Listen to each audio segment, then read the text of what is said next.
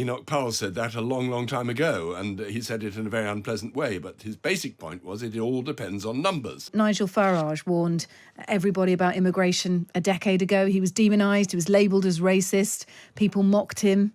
Did he have a point? Does he have a point?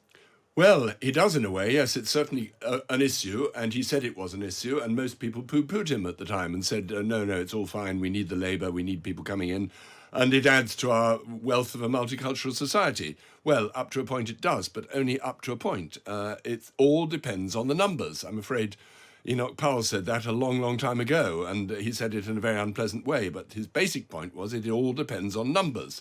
And to some extent, that is true. There have been a migration watch was something set up at least 20 years ago, 15, 20 years ago, at the time of the Labour government, saying they're allowing too many people in.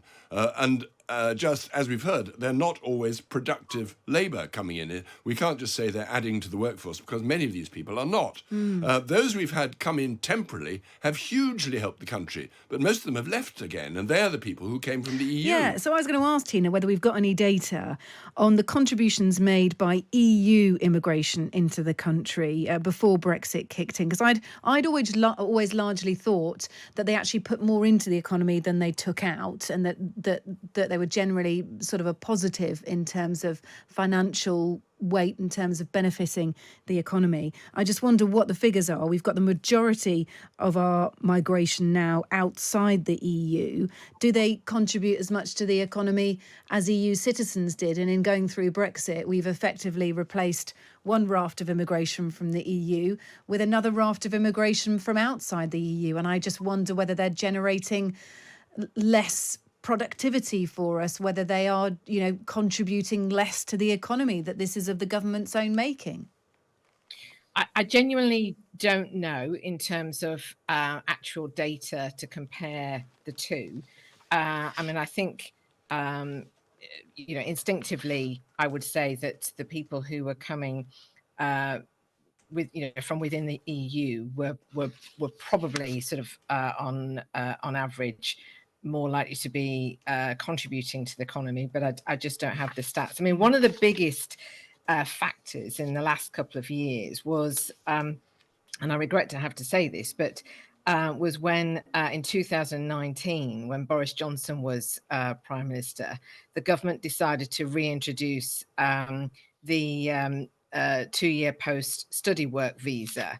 And so basically they relaxed the visa rules for people coming here to study.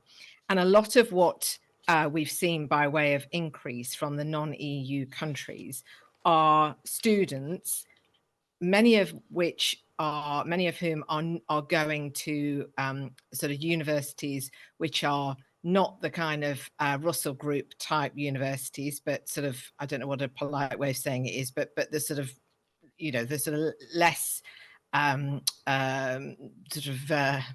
lower division type universities, let's put it that way, and they are bringing with them dependents and so on and so forth. So that has been sort of a big factor in the increase in numbers. And and I'm sad to say a lot of those who have come in have either not contributed very much, or they have taken on some of the very low paid jobs. So and I think the other thing which is important for us to always keep in mind when we talk about this is that whilst that is happening, we have got in this country 5.5 million people on out of work benefits. And we have situations now where, it's really important that we don't lose sight of this. In Manchester now, 18% of people living in Manchester are not working. 20% of people living in Glasgow and Liverpool, 22% in Middlesbrough, and 25% in Blackpool. Now, there is a demand for people in jobs. The jobs are there. We've got people who are not working. We've got high rates of immigration. A lot of the people who are coming in are not coming in for work either. This is a situation which is really serious, and we can't allow it to continue.